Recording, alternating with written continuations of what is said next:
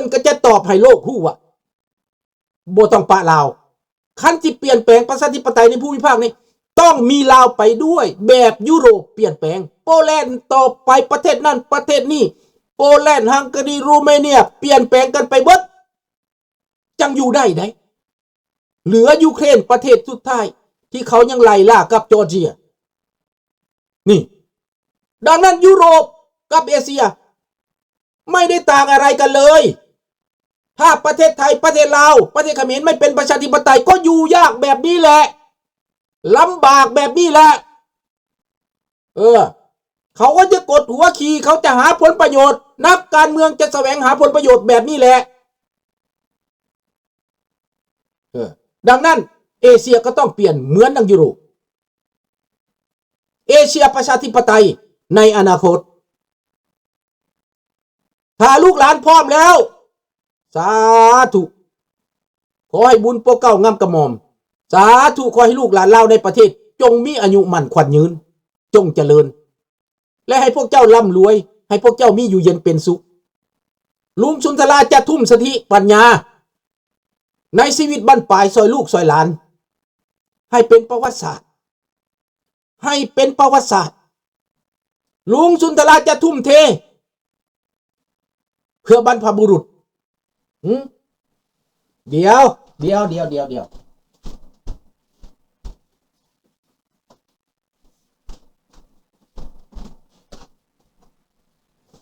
คันเว้าแล้ว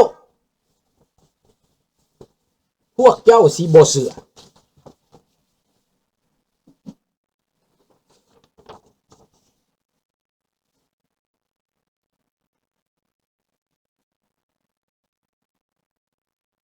1997นะลุงเว้าเพื่อไผเว้าเพื่อพระเจ้าแผ่นดินเว้าเพื่อบรรพบุรุษเว้าเพื่อลูกหลานเราทั่วประเทศทั้งประเทศทั้งในและนอกเสียสละนี่แหละจะเฮ็ดเพื่อแผ่นดินนะดังนั้นอย่าสิเอาเรื่องส่วนตัวมาเว้าผู้เอาเรื่องส่วนตัวมาเว้านั้นซอกเรื่องนั่นนะข้าพเจ้าถามมาเบิดแล้วบักสุริยาประวงเป็นลูกผู้ใดประวงเมียคำเป็นลูกผู้ใดเป็นลูกโกลเนนหุงพ่อแม่เหตุการณ์ต่อสู้เบิดแม้แต่อ้ายมันก็เหตุการณ์ต่อสู้เดี๋ยวเขามาเจอบักนี้ก่อนอ้ายมันเป็นเหตุการณ์ต่อสู้ไปฮอดพุ่นแล้วผู้มโนนอสวรรค์สวยเหลือเลยไปเมืองลาวไปเอาเมียอยู่เมืองลาวเลยไปเปลี่ยนใจนำผู้มโนนอสวรรค์พี่น้องไปเปลี่ยนใจนำผู้มโนนอสวรรค์ไปฟังลาวแดงไปกินข้าวลาวแดง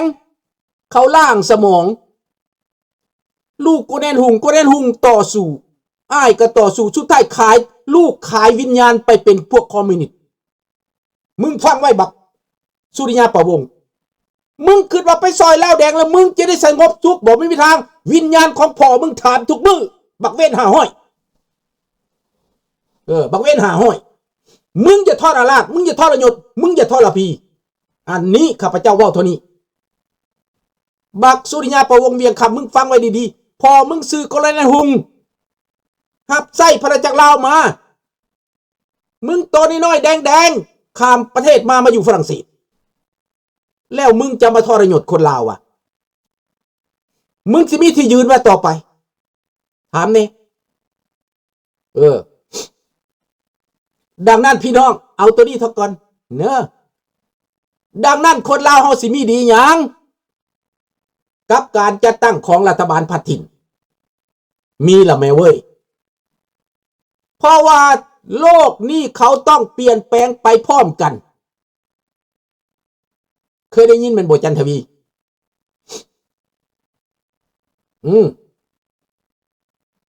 ดังนั้นพี่น้องโกเนนหุงประวงเวียงคำนะข้าพเจ้าซื้อผู้แล้วก่อนพวกนี้มันจะเปลี่ยนแปลงไปนะมันจะลืมพ่อลืมแม่มันเป็นอะไรนะนี่ย้อนว่าอ้ายมันถือผู้มโนนอสวรรค์ ขายตัวไปพบกับคำไตให้ผลประโยชน์ผู้มโนนสวรรค์หลอกลวงคนทั้งประเทศหลอกลวงคนทั้งชาติว่าตัวเองเป็นหัวหน้าต่อสู้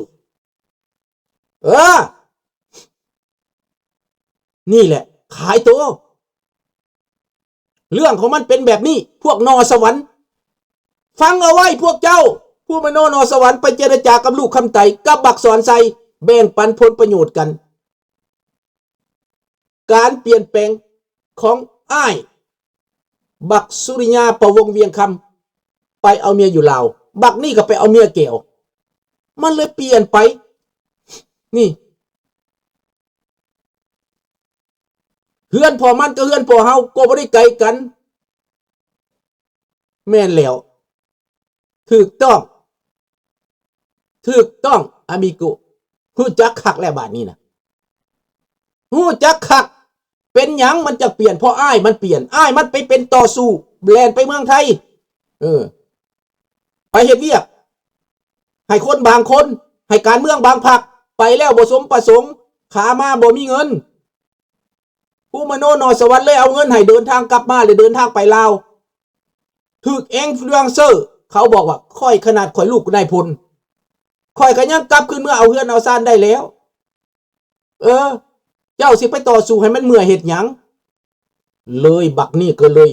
มาต่อต้านพวกเฮานี่แล้วทั้งข้าพเจ้าบ่ฮู้จักมันบักสุริยา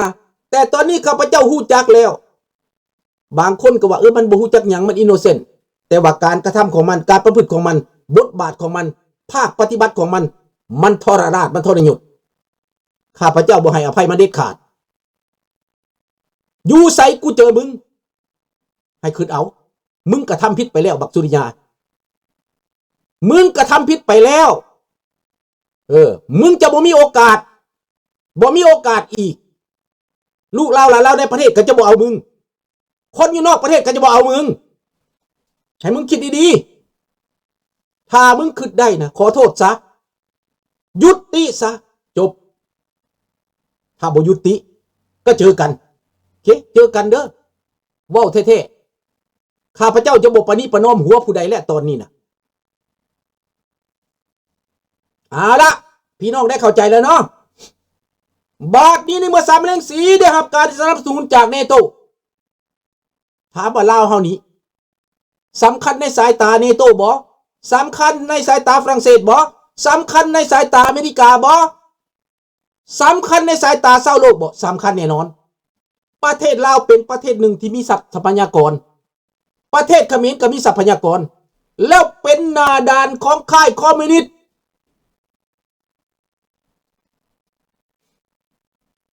ขอบใจท่านบุษดีดังนั้นครั้งนี้ความสามัคคีของคนลาวทั่วโลกจะบ่ให้พวกคอมมิวนิสต์พวกหมาพาดคอมมิวนิสต์มาเคลื่อนไหวในประเทศที่3อีกมันจะเป็นไผกระยาเป็นหมาน้อยเป็นยังก็ตามพวกเฮาจะบ่ได้เอามันไว้นี่แหละมันคิดว่าเรื่องลิ้นวะมันเป็นเรื่องสำคัญเป็นเรื่องข้อขาดบาดตายพี่น้องเป็นเรื่องที่พวกเฮาหนีหัวสุกหัวส้นย้อนพวกมันมึงจะมาย่อเย้ยมึงจะมาถากถางมึงจะมาเหยียบย่ำเกียรติศักดิ์ศรีใครยามไม่ได้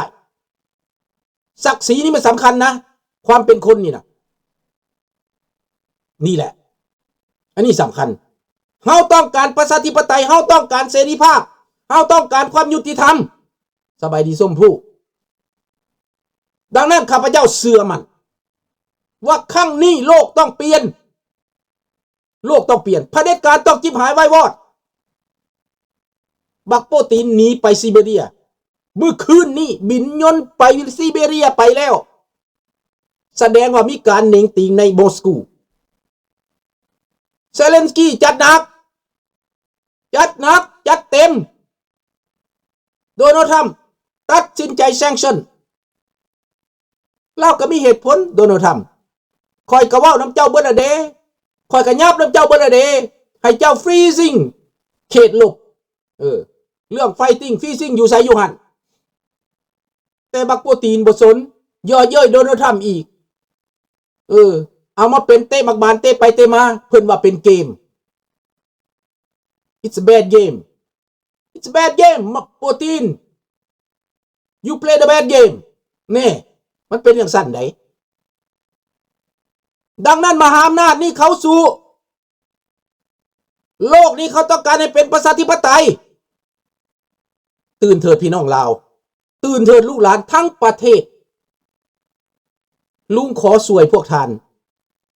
ขอรวมมือกับพวกท่านนั่นแหละสิอยู่ในประเทศลาวดนกว่าลุ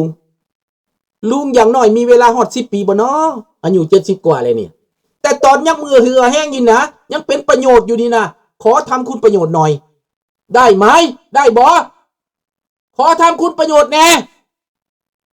ให้ลูกให้หลานนี่เรื่องโตโมฮอคมันเป็นเกมการเมืองของเขาด้วยนี่มันเป็นเกมเขาจะต้องอ่านเกมการเมืองเขาว่าให้บ่ให้นะเป็นอีกเรื่องนึงแต่ว่าอเมริกาให้ Storm Shadow อเมริกาให้ตัวรอสอเมริกาให้เรื่องอื่นมันก็หลายแล้วมันหลายแล้วโตโมฮอคนี่อย่าฟ้าวมันมีแนวอื่นแทนโตโมฮอคเงินทุกสิ่งทุกอย่างเขาให้มันเป็นการเมืองมันเป็นการคูมันเป็นการเว้าเขาห้องว่า politics นั่นน่ะโมเมนต์ที่เป๊ะเว้าหยังก็ต้องเว้าเบิดการเมืองไผสิเว้าเบิดท่านนี่ต้องเข้าใจเด้ออันนี้ลุงอธิบายนะมันเป็นเกมเขาจะบอกเบิดบอกให้เขาก็บอกบ่ให้เขาก็ว่าให้การเมืองน่ะเพราะว่ามันเป็นเกมสิ่งละไวสิ่งผิดเจ้าสิใส่กับนกแล้วนะจะไปบอกให้แล้วคอยใส่กับอยู่นี่เด้อมันสิมาบ่มาแม่นบ่ใส่อยู่นี่ก็ว่าใส่อยู่พุ่นใส่อยู่พุ่นก็ว่าใส่อยู่พี่การเมืองเพื่อหลอกศัตรูหลอกล่อศัตรูให้หลงกลหลงเกมอันนี้แหละให้พวกท่านเข้าใจเกมการเมืองของโดนัลด์ทรัมป์นะเฮาบ่เกี่ยวแต่ในปัจจุบันนี้สภาพการมันอำนวยความสะดวกให้พวกเขาแล้วให้พวกเขาเตรียมจิตเตรียมใจพร้อมรบทุกอย่างบ่แม่นรบแต่เรื่องทหารได้ทหารปล่อยหน้าที่ทหารเขารบประชาชนต้องรบการเมืองต้องมีจุดยืนเฮาเป็นไผเฮาอยากได้หยังเฮาเสียดจังได๋ต่ออนาคตเฮาอยากได้ประเทศลาวแบบใดเฮาอยากได้ประเทศเป็นโจรเทมสแกมเมอร์แบบคู่มือนี้สบายดีนุกก่อนเฮาอยากได้ประเทศลาวที่ปุ้นซ่านอยู่ทุกมื้อนี้เฮาอยากให้ประเทศลาวญาติกันกินคือหมูคือหมานี่เฮาอยากเป็นลาวอาธรรมบ่มีศีลบ่มีธรรมคือคู่มือนี้บ่เฮาอยากได้ประเทศลาวโปร่งใสเฮาอยากได้ประเทศลาวเป็นประชาธิปไตยและพัฒนาเฮาอยากให้คนลาวที่มีความเก่งกล้าสามารถได้กลับคืนมาสร้างประเทศเฮาจะเปิดพื้นที่ให้ทุกคนนี่เอาบ่เดี๋ยวนี้ราชวงศ์นั้นก็จะมาให้กำลังใจคนลาวเพิ่นก็กินข้าวคำเดียวคือเฮานี่แหละเป็นเจ้าหรือบ่เป็นเจ้านะกินข้าวคำเดียวปลาตัวนึงข้าวปั้นนึงบัดเท่านั้นคนแต่ละคนนั่นมันบ่กินหลายก็เป็นต้นเป็นตันดอกมีเจ้าก็ได้แต่ว่าในการร่วมลาวนี้ต้องมีสัญลักษณ์อันเข้มแข็งต้องมีผู้นำที่คนหลักโลภหามู่ผู้ใดไปทำหน้าที่แทนทำอย่างสีได้ต้องมีคนมีบทบาทได้ต้องมีคนแบ็คกราวด์ที่ดีได้เขาจังเอาโลกก็ได้บ่แม่นเท่ากอเท่างอกันสิเสนอเป็นค่อยนี่แหละหัวหน้าการเมืองขึ้นมาเจ้าบ้าว่าเขาสิสนับสนุนเจ้าดังนั้นก็ต้องคือลุงเว้านี่แหละดังนั้นราชวงศ์ลาวในตอนนี้มีความหมายมากๆสำหรับคนลาวที่ไม่เหลืออะไรเลยเหลือสัญลักษณ์ที่สำคัญคือบรรพบุรุษเหลือเครดิตในคุณงามความดีอันนี้สำคัญได้พี่น้องดังนั้นพี่น้องอย่าหวั่นไหวตอนนี้หนุนให้ราชวงศ์เคลื่อนไหวเรื่องการเมืองดิปโลมาซีเรื่องการทูตกับองค์กรจะตั้งต่างๆพวกเฮานี้เป็นไฟฟ้าประชากรกระหนุนให้พระองค์ได้นำภาษานี้กลับคืนสู่เสรีภาพและประชาธิปไตยให้โลกนี้ได้หนุนเรื่องการทหารกะที่เฮานี่เล็บเป็นหนักลุกเรื่องการเมืองต่างประเทศก็เป็นเพิ่นเรื่องการทูตก็เป็นเพิ่นเฮานี่เป็นการทหาร